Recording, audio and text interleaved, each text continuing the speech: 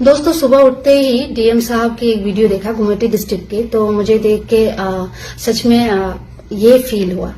Personally जो मैंने feel किया, मैं वो बता रही हूँ।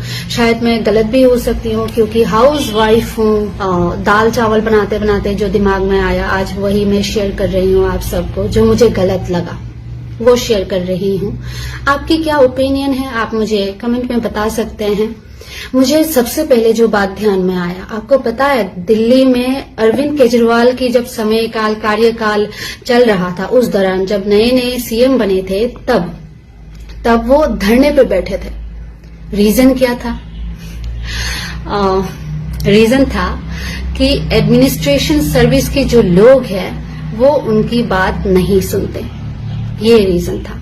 ये बात अजीब है, पर ट्रू साइड ऑफ ब्यूरोक्रेसी। वैसे मैंने ब्यूरोक्रेसी के ऊपर 1 साल पहले भी वीडियो बनाया था, आज फिर से ये जरूरत पड़ गई। जब किसी भी हाई पोस्ट पे पोस्टेड बंदा हो या फिर हाईली सेंसिटिव लीडर हो, है ना, वो जब किसी ब्यूरोक्रेट से मिलने जाते हैं, मुझे ऐसा लगता है कि उनका जो रिस्पॉन्स है वो सही नहीं था। अगर हाईली सेंसिटिव जो लीडर है उनके साथ ही ऐसा हो रहा है, तो हम जो आम नागरिक हैं, हम जो पब्लिक हैं, उनके साथ क्या होता होगा? वो तो कभी परछाई तक देखने के लिए तरस जाते होंगे। जो रिप्लाई देने की तरीका है वो गलत लगा, अटेंशन देना चाहिए था। उनका जो एटीट्यूड है वो मुझे सही नहीं लगा।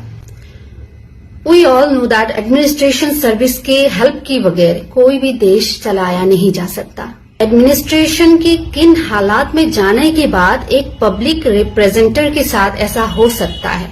पब्लिक रिप्रेजेंटर मतलब पब्लिक की आवाज। अगर आप पब्लिक की आवाज नहीं सुनोगे तो डेवलपमेंट की कई हिस्से जो हैं उसमें गैप रह जाएगा, क्योंकि आपकी एरिया इतना बड़ा है, आप हर जगह पे जाके काम नहीं कर पाते हो। हर जगह की हर सिचुएशन की आप हर एक छोटे से छोटे गांव में नहीं पहुंच सकते। उसमें पहुंच सकते हैं एक पब्लिक रिप्रेजेंटर, और पब्लिक रिप्रेजेंटर के साथ इस तरीके की बिहेवियर सही नहीं है।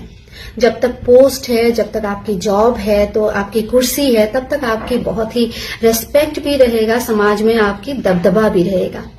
पर एक बार रिटायरमेंट में जाने के बाद सब अपने रूट्स ढूंढते हैं, सब वो कर्म ढूंढते हैं कि मैंने अपने कर्म जीवन में ऐसा क्या किया कि अब बुढ़ापे में आके मुझे लोग याद करें, मुझे लोग वो सम्मान दे जो सम्मान की हकदार आपकी वो कुर्सी थी।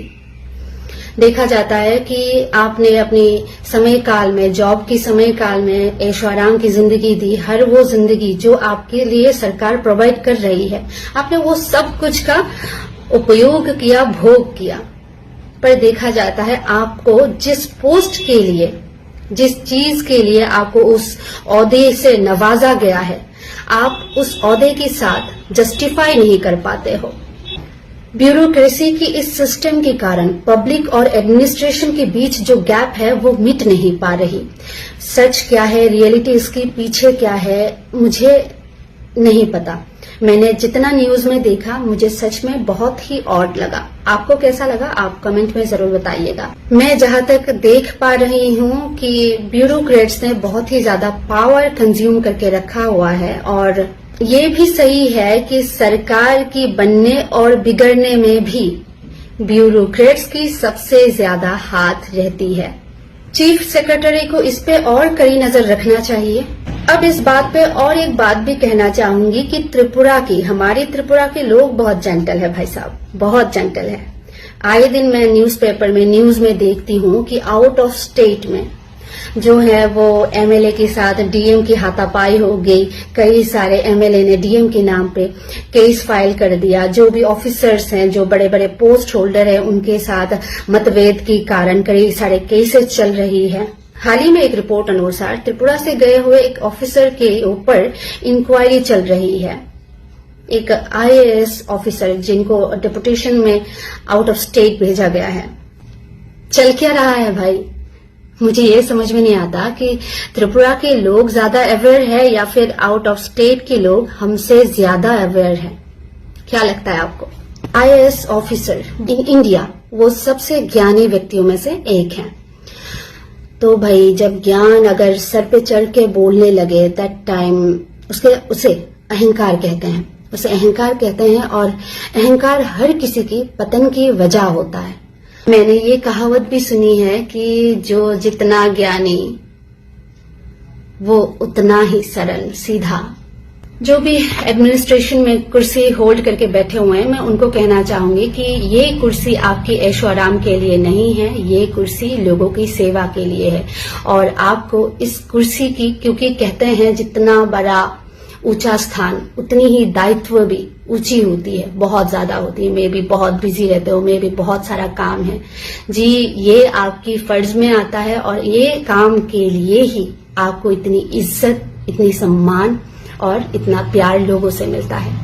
बस आज के लिए इतना ही। अगले वीडियो में फिर से आप सबके साथ मुलाकात होगी। तब तक के लिए मुझे कीजिए विदा। जय हिंद।